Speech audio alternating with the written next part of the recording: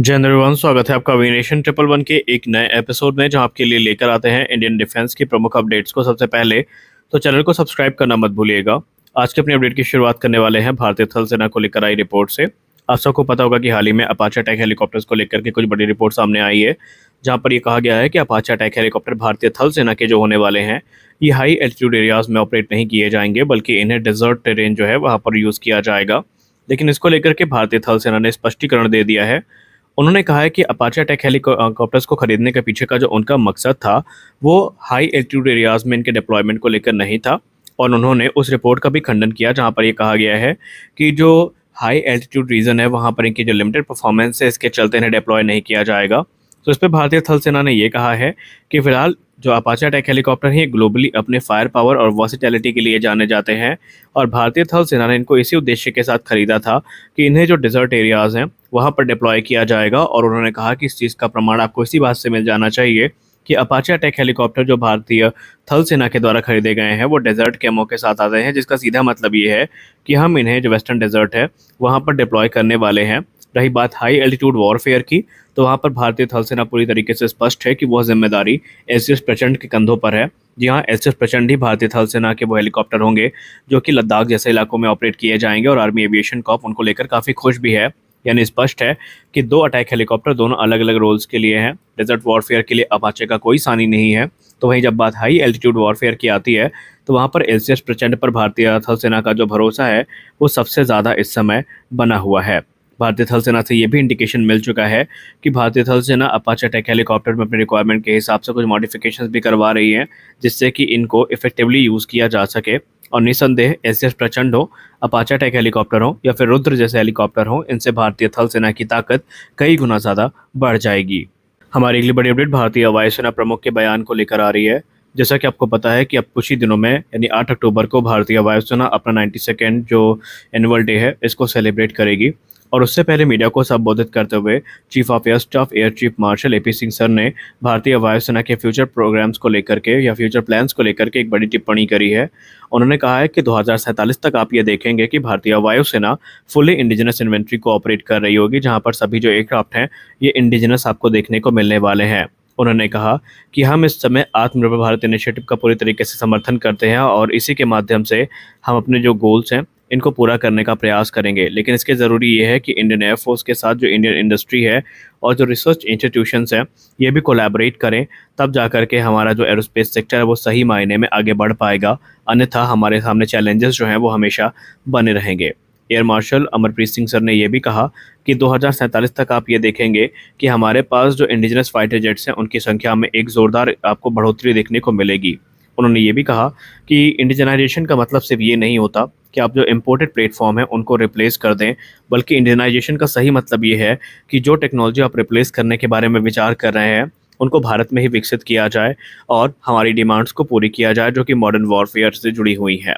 उन्होंने ये भी बताया कि इस क्षेत्र में भारतीय वायुसेना ने ऑलरेडी बहुत महत्वपूर्ण कदम उठाए हैं और आप देखेंगे कि आने वाले कुछ ही वर्षों में बड़ी संख्या में आपको लाइट कॉम्बैट एयरक्राफ्ट तेजस, तेजस मार्क 2 और एमका जैसे प्लेटफॉर्म देखने को मिलेंगे। इसके अलावा भारतीय वायुसेना का जो ध्यान है वो अनमैन्ड एयर व्हीकल और जो दूसरे प्लेटफॉर्म है जैसे कि रेडार सिस्टम हो गए, मिसाइल सिस्टम हो गए, इन पर भी केंद्रित है। यानी भारतीय वायुसेना चारों तरफ से अपना जो डेवलपमेंट है वो कैसे किया जा सकता है, इसको क्लोजली मॉनिटर कर रही है। और जहाँ पे भी सही अपॉर्चुनिटीज़ आएंगी वहाँ पर भारतीय वायुसेना उनको ग्रैब ज़रूर करेगी। मीडिया को संबोधित करते हुए उन्होंने ये भी कहा कि हमने हाल ही में 83 तेजस मार्क 1 जेट्स का ऑर्डर प्लेस किया है, जो कि अगले कुछ वर्षों में डिलीवर कर दिए जाएंगे। और उसके बाद एडिशनल 97 जो जेट्स हैं इनकी डील भी फाइनलाइज हो जाएगी। इसके अलावा उन्होंने ये कहा कि तेजस मार्क 2 प्रोग्राम के लिए जो एडवांस F414 इंजन है, इसको लेकर डिस्कशन चल रहा है और बहुत जल्दी इसकी डील भी फाइनलाइज होगी। और ये एयरक्राफ्ट मिल करके भारतीय वायुसेना की बैकबोन को फॉर्म करेंगे और भारतीय वायुसेना की ताकत में कई गुना ज़्यादा बढ़ोतरी कर देंगे। इसके अलावा उन्होंने advance medium combat aircraft programme के बारे में बात करी। उन्होंने कहा कि एम का प्रोग्राम हमारी फ्यूचर फोर्स का एक की कंपोनेंट है और इसमें भारतीय वायुसेना पूरी तरीके से जो संस्थाएं हैं उनका सपोर्ट कर रही है। उन्होंने कहा कि ये एक true 5th generation fighter aircraft होगा जो कि अपनी stealth capability, cutting edge avionics, advance weapon system के लिए जाना जाएगा। ये इंडियन एयरफोर्स का एक ऐसा एयरक्राफ्ट होगा जिसे भारतीय वायुसेना की सारी रिक्वायरमेंट को पूरा करने के उद्देश्य से बनाया जाएगा और इसमें इंडियन एयरफोर्स का साथ defence research and development organisation और प्राइवेट और पब्लिक सेक्टर कंपनियां कर रही हैं। लेकिन कुल मिलाकर के यहाँ पर एक चीज़ है जिस पे अभी भी बहस छिड़ चुकी है। दरअसल इस पूरे के पूरे बयान में एमआरएफए का कहीं जिक्र नहीं हुआ है और इसको लेकर के डिफेंस के गलियारों में एक नई बहस ट्रिगर हुई है कि क्या जानबूझकर भारतीय वायुसेना प्रमुख ने एमआरएफए का नाम नहीं लिया। और इस पूरे के पूरे वक्तव्य के दौरान आपने कल से सुना होगा, एमआरएफए को लेकर कोई रिपोर्ट सामने नहीं आई, जबकि एमआरएफए सबसे बड़ा प्रोक्योरमेंट प्रोग्राम है जिसके अंतर्गत 114 की संख्या में जो फाइटर जेट्स है वो खरीदे जाने हैं। और ये माना जा रहा था कि इस वर्ष के अंत तक जो एक्सेप्टेंस ऑफ नेसेसिटी है एमआरएफए को लेकर वो मिल जाएगी, लेकिन ऐसा होता नज़र नहीं आ रहा है क्योंकि अक्टूबर ऑलरेडी चल रहा है, नवंबर दिसंबर 2 महीने बचे हैं और अभी जो मौजूदा करंट सिचुएशन उसको देखकर लगता नहीं है कि इस वर्ष के अंत तक भी जो एक्सेप्टेंस ऑफ नेसेसिटी है ये एमआरएफए को मिल पाएगी। और एमआरएफए कोई छोटा प्रोग्राम नहीं है, इसके अंतर्गत हमें ऐसे फाइटर्स की ज़रूरत है जो कि हमारी कैपेबिलिटी गैप को फिल कर सकें, क्योंकि आपको पता है 2030 से मिग-29 और जो मिराज जैसे एयरक्राफ्ट इनको रिटायर करने की बात की जा रही है, तो उनके लिए जो एक परफेक्ट रिप्लेसमेंट होगा वो एमआरएफए के अंतर्गत ही आएगा। क्योंकि अगर हम गिरी से गिरी हुई हालत में भी बात करें तेजस मार्क 2 या एमका जैसे प्रोग्राम की, जिसको लेकर चर्चाएं काफ़ी हुई हैं, तो अभी तो तेजस मार्क 2 का रोल आउट ही नहीं हुआ है।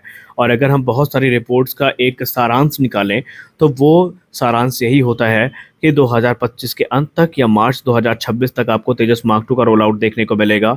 और फिर आप एक वर्ष इसकी पहली उड़ान में भी मान लीजिए या एक वर्ष ना भी मानिए तो 2026 के अंत तक, अगर ये 2026 में रोल आउट होता है तो 2026 के अंत तक इसकी पहली उड़ान होगी। और अगर ये 2025 के अंत तक रोल आउट हो जाता है तो इसकी पहली उड़ान आपको 2026 के मार्च तक देखने को मिल जाएगी। तो ये सारे प्रोग्राम हमारे लिए इक्वली इंपॉर्टेंट हैं, लेकिन एमआरएफए पर कोई चर्चा ना होना ये काफ़ी बड़ी बात है। लेकिन इसके अलावा उन्होंने ये भी कहा कि भारतीय वायुसेना क्रिटिकल सिस्टम्स पे फोकस कर रही है, जैसे कि अस्त्र बियॉन्ड विजुअल रेंज की मिसाइल हो गई जो कि ऑलरेडी सर्विस में इंडक्ट की जा रही हैं, और कुछ जो वेरिएंट हैं ये डेवलपमेंट में चल रहे हैं और आने वाले भविष्य में आपको ये देखने को मिलेंगे। सिमिलरली जो इंडिजिनस रेडार सिस्टम है, एयर डिफेंस सिस्टम है, इलेक्ट्रॉनिक वॉरफेयर प्लेटफॉर्म है, इनका भी रैपिड डेवलपमेंट चल रहा है और ये भारतीय वायुसेना की ताकत को कई गुना ज़्यादा बढ़ा देंगे। यानी कुल मिलाकर के भारतीय वायुसेना प्रमुख ने यही कहा है कि हम रैपिड मॉडर्नाइजेशन प्रोग्राम का समर्थन करते हैं और हम चैलेंजेस से भली भांति परिचित हैं और हम ये भी जानते हैं कि हमें कहाँ इन्वेस्ट करना है और कैसे हमें अपनी रिक्वायरमेंट को पूरा करना है। लेकिन अगर हम कल की रिपोर्ट की बात बताएं तो कल भारतीय वायुसेना प्रमुख ने काफ़ी स्पष्ट शब्दों में ये कह दिया था कि सही मायने में आत्मनिर्भरता तभी प्राप्त होगी जब हमारी प्राइवेट इंडस्ट्रीज अपनी प्रोडक्शन कैपेसिटी को बढ़ाएंगी और हमारी रिक्वायरमेंट को तय किए गए समय पर पूरा करने में सक्षम होंगी। अन्यथा यह एक दीवार स्वप्न जैसा रहेगा कि हम लोग सिर्फ डेवलपमेंट की बात करेंगे लेकिन प्रैक्टिकली वो चीज़ें हमें देखने को नहीं मिलेंगी। अब आप बताइए, आप कितना सहमत हैं भारतीय वायुसेना प्रमुख के बयान से? कि आपको भी लगता है एमआरएफए को इंटेंशनली अब डिले किया जा रहा है? क्या एमआरएफए पर निर्णय आ जाना चाहिए था? आप अपनी राय कमेंट सेक्शन में ज़रूर बताइए।